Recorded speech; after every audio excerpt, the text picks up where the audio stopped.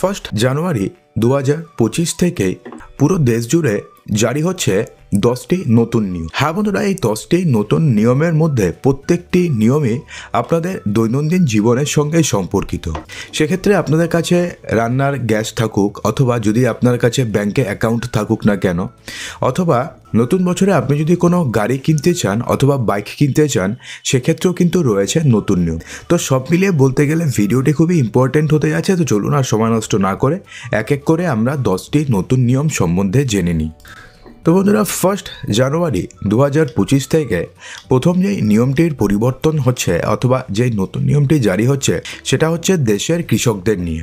হ্যাঁ বন্ধুরা, নতুন বছরে কৃষকদের জন্য বড়সড় সুখবর দিতে চলেছে কেন্দ্র সরকার। এবার থেকে কৃষকরা কেন্দ্র সরকারের তরফ থেকে 1,60,000 টাকার পরিবর্তে 2 লক্ষ টাকা পর্যন্ত কোল্যাটেরাল ফ্রি অর্থাৎ কোনো গ্যারান্টি ছাড়াই লোন পেয়ে যাবেন। হ্যাঁ বন্ধুরা, এতদিন পর্যন্ত অর্থাৎ 2024-এ প্রত্যেকটি কৃষক 1,60,000 টাকা পর্যন্ত বিনা গ্যারান্টি লোন পেতেন, অর্থাৎ কেসিসি পেতেন।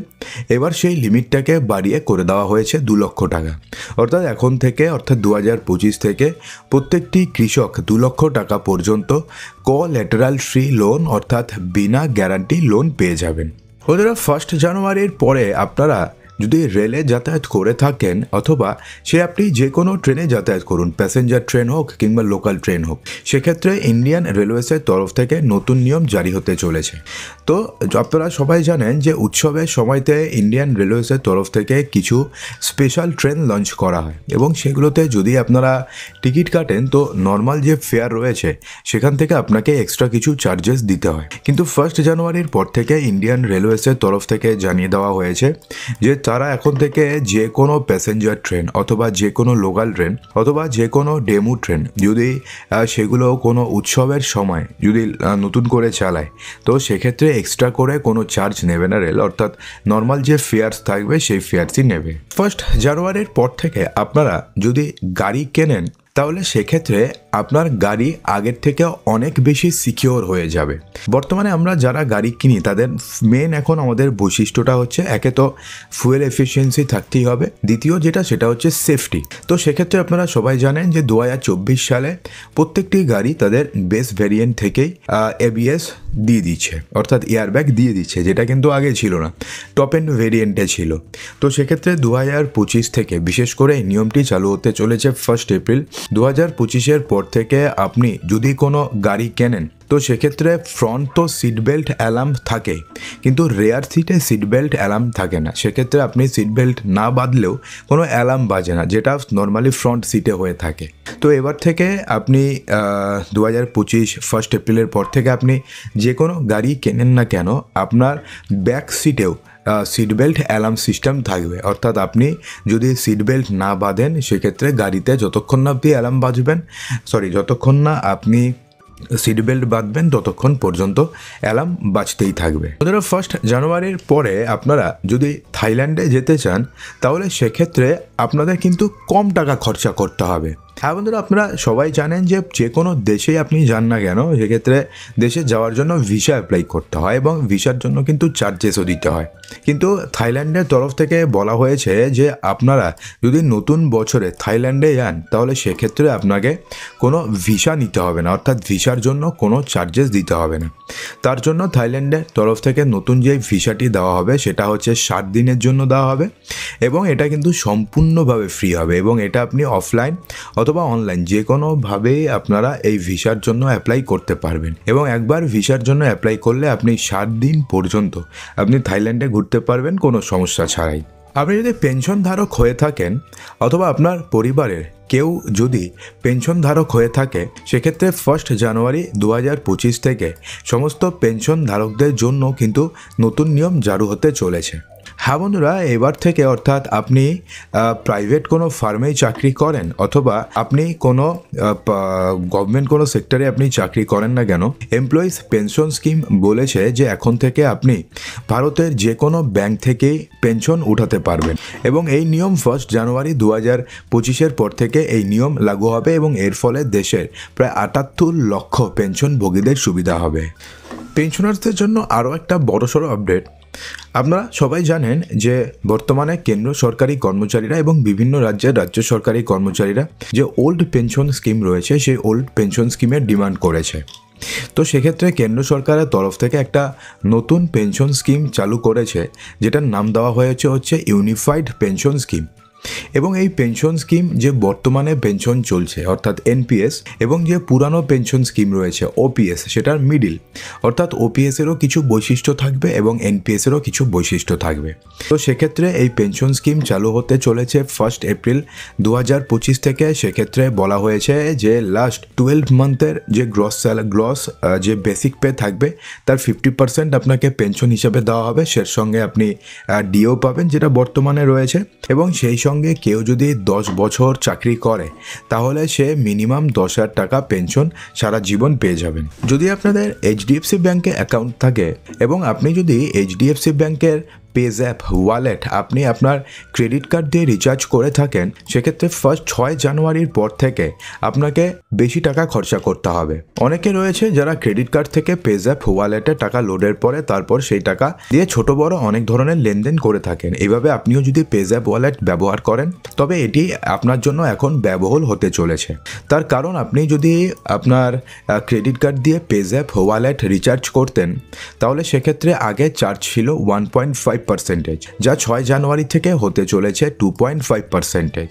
অর্থাৎ আপনি যদি এখন আপনার ক্রেডিট কার্ড দিয়ে আপনার পেজ্যাপ ওয়ালেট রিচার্জ করেন তাহলে সেক্ষেত্রে আপনাকে 1.5%-এর জায়গায় 6 জানুয়ারি থেকে 2.5% এক্সট্রা চার্জেস দিতে হবে। যদি আপনি রেলে যাতায়াত করে থাকেন তাহলে ইন্ডিয়ান রেলওয়েজের তরফ থেকে আপনাদের জন্য আরও একটি বড়সড় আপডেট দেওয়া হয়েছে। হ্যাঁ বন্ধুরা, এবার থেকে আপনি টিকিট বুকিং থেকে শুরু করে যে কোনো ট্রেনের স্ট্যাটাস দেখা পর্যন্ত অথবা খাওয়ার অর্ডার পর্যন্ত ভারতীয় রেলের নতুন একটা সুপার অ্যাপ লঞ্চ করতে চলেছে। সেই অ্যাপ দিয়ে আপনি কাজ করতে পারবেন। হ্যাঁ বন্ধুরা, ইন্ডিয়ান রেলওয়েজের তো একটা অ্যাপ রয়েছে যেটা হচ্ছে আইআরসিটিসি অ্যাপ। তো সেই অ্যাপ ছাড়াও ইন্ডিয়ান রেলওয়েজের তরফ থেকে আরও একটা নতুন অ্যাপ লঞ্চ করতে চলেছে 1 জানুয়ারির পরেই অর্থাৎ জানুয়ারি মাসে। তো সেক্ষেত্রে আপনি সেই অ্যাপের মাধ্যমে আপনি টিকিট বুকিং করতে পারবেন, প্ল্যাটফর্ম টিকিটের আপনি কিনতে পারবেন অথবা ট্রেনের সমস্ত জানকারি নিতে পারবেন। আইআরসিটিসির যদি আপনি ক্যাটারিং সিস্টেম থেকে খাবার অর্ডার করেন সেই খাবার অর্ডার করতে পারবেন, অথবা যদি ট্রেনে আপনাদের কোনো সমস্যা হয় তাহলে সেক্ষেত্রে যদি আপনাদের কোনো ইমার্জেন্সি কোনো হেল্পের দরকার হয় তো সেটাও আপনি হেল্প চাইতে পারবেন সেই অ্যাপের মাধ্যমে। তো আপনি এখন অনেকেই ভাবছেন যে আমাদের কাছে যে আইআরসিটিসির অ্যাপটি রয়েছে সেই অ্যাপটি কি তাহলে বন্ধ হয়ে যাবে? তো এমনটা কোনো কথা নয়। আইআরসিটিসি অ্যাপটি যেমন চলছে সেমনই চলবে। তার সঙ্গে আইআরসিটিসির তরফ থেকে আরও একটা নতুন সুপার অ্যাপ লঞ্চ করা হচ্ছে, যেখানে আপনি আইআরসিটিসির সমস্ত ফিচার্স তো আপনি পাবেনই, টিকিট বুকিং থেকে শুরু করে তৎকাল টিকিট বুকিং, ট্রেনের স্ট্যাটাস চেক বা ট্রেন কতক্ষণ লেট থাকবে সমস্ত কিছু তো জানবেনই। সেই সঙ্গে আরও কিছু এক্সট্রা ফেসিলিটি পেয়ে যাবেন যেটা আপনি পাবেন নর্মালি জানুয়ারি মাসের পর থেকেই। তো বন্ধুরা, আপনাদের মধ্যে যারা যারা এখনও পর্যন্ত ভিডিওটি দেখছেন এবং ভিডিওটি আপনাদের ভালো লাগছে, ভিডিওটিকে এক্ষুনি একটি লাইক করে দেবেন এবং ভিডিওটিকে আপনাদের বন্ধুবান্ধবের মাঝে প্রচুর শেয়ার করবেন। মনে রাখবেন যে আপনাদের একটি লাইক এবং একটি শেয়ারই কিন্তু আমাদের এত পরিশ্রমের ফল। আর ভিডিওটিকে অন্তত 1000টি লাইক এবং 1000টি শেয়ার করবেন। বন্ধুরা, একটা ছোট্ট টার্গেট থাকলো, ভিডিওটিকে কিন্তু 100,000টি লাইক এবং সবাই অন্তত একটা করে শেয়ার করবেনই করবেন। তো যদি আপনাদের কাছে জিও, এয়ারটেল থেকে শুরু করে ভোডাফোন আইডিয়া অথবা বিএসএনএল যে কোনো সিম কার্ডই থাকুক না কেন 1 জানুয়ারি থেকে আপনাদের সিম কার্ড সংক্রান্ত নিয়মের পরিবর্তন হচ্ছে। হ্যাঁ বন্ধুরা, 1 জানুয়ারি 2025 থেকে ROW নামে নতুন একটা রুলস চালু হতে চলেছে। ROW মানে রাইট অফ ওয়ে। কি থাকছে নতুন নিয়মে? নতুন নিয়মে কোম্পানিগুলোকে অপটিক্যাল ফাইবার লাইন অথবা নতুন মোবাইল টাওয়ার বসানোর উপরে জোর দিতে হবে। ডট জানিয়েছে, অর্থাৎ ডিপার্টমেন্ট অফ টেলিকমিউনিকেশন জানিয়েছে আগামী 1 জানুয়ারি থেকে সমস্ত কোম্পানিকে নতুন নিয়ম কার্যকর করতে হবে। এই রাইট অফ ওয়ে নিয়মের বাস্তবায়ন কোম্পানিগুলোকে তাদের পরিষেবা উন্নত করতে সাহায্য, এবং এর ফলে কি হবে, জিও থেকে শুরু করে এয়ারটেল, ভোডাফোন আইডিয়া অথবা বিএসএনএল এর মতন টেলিকম সংস্থাগুলো নতুন যে কোনো জায়গাতে চাইলেই টাওয়ার বসাতে পারবে। এর আগে কি হতো, মোবাইলের টাওয়ার বসাতে টেলিকম কোম্পানিগুলোকে ঝামেলা করতে হতো, কিন্তু এখন থেকে আর ঝামেলা করতে হবে না। অনেক জায়গার থেকে আগে অনুমতি নিতে হতো, কিন্তু এখন একটাই অস্থায়ী অনুমতি নিতে হবে জনসাধারণ এবং কোম্পানির কথা মাথায় রেখেই এই নতুন নিয়ম করা হয়েছে। এর ফলে আমাদের কি লাভ হবে? এর ফলে আমাদের লাভ হবে এটাই যে বিভিন্ন সময় কল ড্রপের আমরা সমস্যা দেখি। আপনি কাউকে ফোন করছেন, আপনি ওই প্রান্তে কারোর কথা ঠিকঠাক শুনতে পারছেন না, বা আপনার কথা ওই প্রান্তে কেউ শুনতে পারছেন না। কোনো জায়গায় ইন্টারনেট স্পিড ভালো, কোনো জায়গায় ইন্টারনেট স্পিড একদমই খারাপ। তো এই সমস্যাগুলো থাকবে না। একটা এরিয়াতে প্রত্যেকটি জায়গাতে ইন্টারনেট স্পিড সেম থাকবে। তো এবং এই নতুন নিয়মটি 1 জানুয়ারি 2025 থেকে কার্যকর হতে চলেছে। যদি আপনাদের কাছে আধার কার্ড থাকে তাহলে সেক্ষেত্রে জানুয়ারি মাস থেকে আধার কার্ড সংক্রান্ত বেশ কয়েকটি নিয়মের পরিবর্তন হচ্ছে। হ্যাঁ বন্ধুরা, আধার কার্ড নিয়ে মোটামুটি 5টি নিয়মের পরিবর্তন হচ্ছে, যা নিয়ে অলরেডি আমরা একটি ভিডিও করে দিয়েছি, যার লিঙ্ক এই ভিডিওর ডেসক্রিপশন বক্সে থাকবে, সেখান থেকে আপনারা একবার চেক করতে পারেন। এছাড়া আপনাদের সংক্ষেপে জানিয়ে দিই যে আপনাদের মধ্যে যারা আপনাদের আধার কার্ড বিগত 10 বছর থেকে কোনো প্রকারের আপডেট করেননি, তারা অবশ্যই আগামী 14ই জুনের মধ্যে করে নেবেন। এর আগে লাস্ট ডেটটি ছিল হচ্ছে 14ই ডিসেম্বর 2024, সেটাকে 6 মাস বাড়িয়ে 14ই জুন 2025 পর্যন্ত করে দিয়েছে। এবং এই 14ই জুন 2025-এর মধ্যে আপনি যদি মাই আধার পোর্টালে গিয়ে আপনার আধার কার্ড আপডেট করেন, আপনি আধার কার্ড যে কোনো প্রকারের আপডেট করতে পারেন, নাম চেঞ্জ করতে পারেন অথবা অ্যাড্রেস আপডেট করতে পারেন। তো সেক্ষেত্রে আপনি সম্পূর্ণ বিনামূল্যে করতে পারবেন। কিন্তু যদি আপনাদের এমন হয়, যদি আপনাদের অফলাইনে করাতে হয়, অর্থাৎ কোনো আধার এনরোলমেন্ট সেন্টারে গিয়ে যদি আপনাকে আপনাদের আধার কার্ডের আপডেট করাতে হয়, তাহলে সেক্ষেত্রে কিন্তু আপনাকে 50 টাকা চার্জেস দিতেই হবে। এরপরের আপডেটটি কিন্তু 2025-এর 1 জানুয়ারি থেকে হচ্ছে না, কিন্তু 2025 থেকেই হচ্ছে। সেটা হচ্ছে 5ম থেকে 8ম শ্রেণীতে ফিরছে পাশ ফেল প্রথা। শিক্ষার অধিকার আইনে ফের বদল আনতে চলেছে মোদী সরকার। অর্থাৎ বর্তমানে যে 5ম থেকে 8ম শ্রেণী পর্যন্ত কোনো পাশ ফেল নেই, কেউ যদি ফেল করে তবুও তাকে জোর করে পাশ করিয়ে দেওয়া হয়। তো এই সমস্ত প্রথার এটা একটা জঘন্য প্রথা এতদিনে অবলুপ্তি ঘটতে চলেছে। এবার থেকে 5ম থেকে 8ম শ্রেণীতেও পাশ করতে হবে, এবং কেউ যদি পাস না করতে পারে, অর্থাৎ সফল যদি না হয়, তাহলে তাকে ফের সুযোগ দেওয়া হবে। ফলাফল বেরানোর পরে 2 মাসের মধ্যে সে আবার পরীক্ষায় বসতে পারবে। কিন্তু সে যদি আবার অকৃতকার্য হয়ে যায়, তাহলে তাকে পরবর্তী ক্লাসে উন্নত করা হবে না। এবং সবথেকে বড় কথা হচ্ছে, সে যদি 2বার ফেল করে, 3বার ফেল করে, তাহলে কিন্তু তাকে বা কোনো পড়ুয়াকেই স্কুল থেকে বিতাড়িত করা যাবে না। দ্বিতীয়বারের পরীক্ষায় অকৃতকার্য হওয়া পড়ুয়াদের পড়াশোনার ক্ষেত্রে বিশেষভাবে সহায়তা করবেন শ্রেণী শিক্ষকেরা।